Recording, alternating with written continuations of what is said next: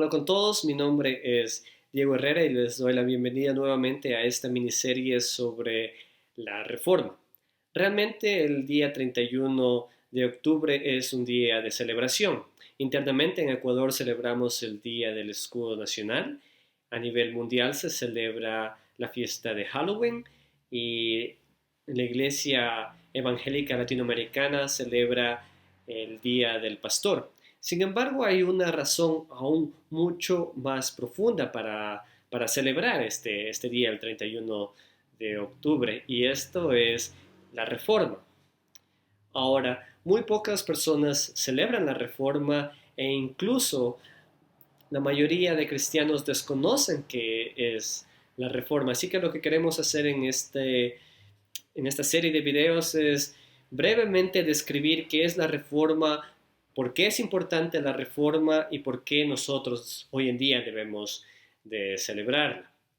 Entonces, empecemos. En la primera parte nosotros estudiamos un poquito la historia de Martín Lutero y vimos que Martín Lutero era un hombre que era muy consciente de su pecado y también muy consciente de la santidad de Dios. Un hombre que trató por medio de las formas que la Iglesia católica medieval, que las formas que la Iglesia proveía, Martín Lutero trató de conseguir paz, trató de conseguir el perdón de pecados, pero en vez de lograrlo, poco a poco Martín Lutero fue incluso perdiendo el gozo de su fe. Para Martín Lutero Dios no era un Dios bueno, un ser amoroso, sino que en realidad era un ser que se deleitaba en castigar a las personas por los pecados que hacían. Pero no fue hasta que realmente Martín empezó a estudiar la Biblia, no fue hasta que él empezó a enseñar el libro de los Romanos, la carta a los Romanos, que Martín Lutero cambió completamente su forma de pensar. Fue ahí donde Lutero se dio cuenta que la justicia de Dios se revela en el Evangelio y que esta justicia se le obtiene única y exclusivamente por fe en la persona y en la obra de nuestro Señor Jesucristo. Ahora, después de que Lutero llegó a este entendimiento, realmente Lutero continuó en la iglesia católica y él continuó enseñando. Y no fue hasta que en 1517, a vísperas de la fiesta de todos los santos, que Martín Lutero escribió unas 95 tesis y las clavó en la puerta de la iglesia. Ahora, Lutero lo hizo con el propósito de generar un debate académico en la universidad, pero estas tesis realmente fueron robadas por personas del pueblo y las reproducieron en masa y lo pudieron hacer porque en aquel entonces ya se había inventado la imprenta. Es así que las ideas de Martín Lutero se llegaron a conocer rápidamente o se llegaron a difundir rápidamente en todo Alemania. Pero ¿qué es lo que esto produjo? ¿Por qué es que esto produjo tanto revuelo? Bueno, para entender eso debemos de ponernos un poquito en el contexto de lo que estaba pasando en aquel entonces. En aquel entonces la Iglesia católica no era tan solo una entidad espiritual, por así llamarlo, sino que también era una entidad que tenía mucho poder político, al punto que podía poner impuestos. En ese tiempo el Papa León X estaba tratando de construir una gran basílica, la Basílica de San Pedro, y para poder hacerlo el Papa necesitaba dinero, así que contrató a un hombre muy astuto llamado Johann Tetzel.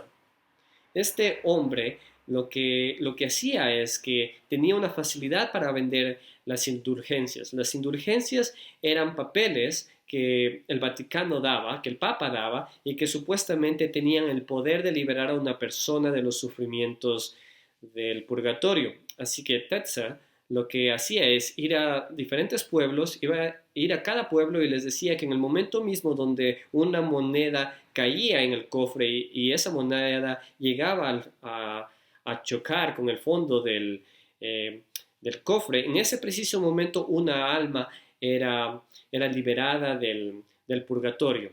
Entonces, como podemos ver, en el tiempo donde esto se estaba dando. Muchas personas estaban dando dinero, ¿no? Ese era el entendimiento que tenían de la religión. Pero este entendimiento también producía una carga pesada sobre el pueblo de Alemania y esto produjo realmente ya hace algunos años atrás un sentimiento nacionalista. Las personas de Alemania no entendían por qué ellos debían de pagar más dinero a Roma. Entonces es en medio de este contexto político que las ideas de Lutero llegaron y obviamente se expandieron y fueron muy bien recibidas por el pueblo. Pero ahora la pregunta es, bueno, ¿qué es lo que decían estas 95 tesis de Lutero?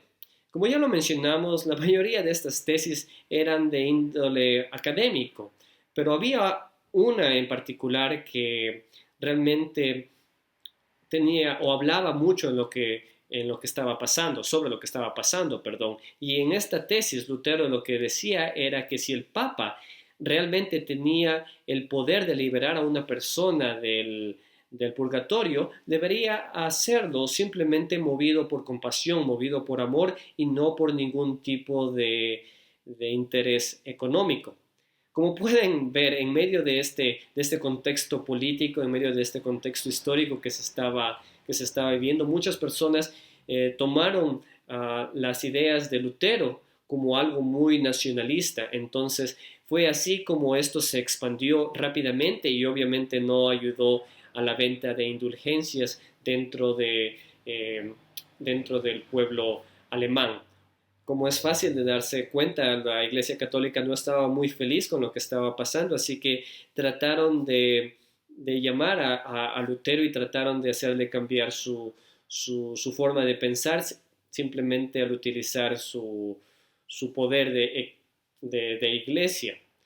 Pero cuando se dieron cuenta que este monje no iba a cambiar su forma de pensar porque era bastante obstinado, la Iglesia Católica convocó a lo que se conoce como la dieta de Worms y en esta reunión realmente era una reunión para condenar a Lutero.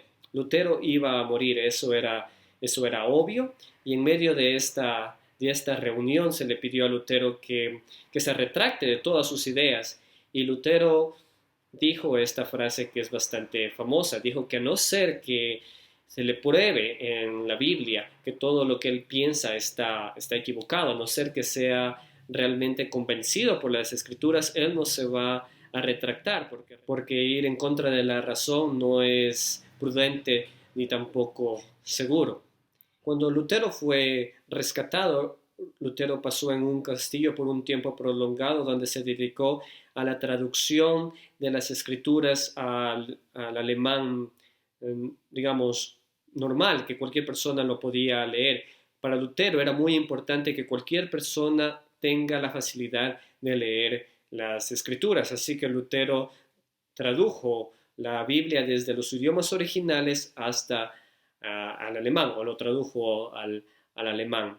Entonces, como podemos ver, amigos, realmente es el tema de la escritura donde se basa la reforma.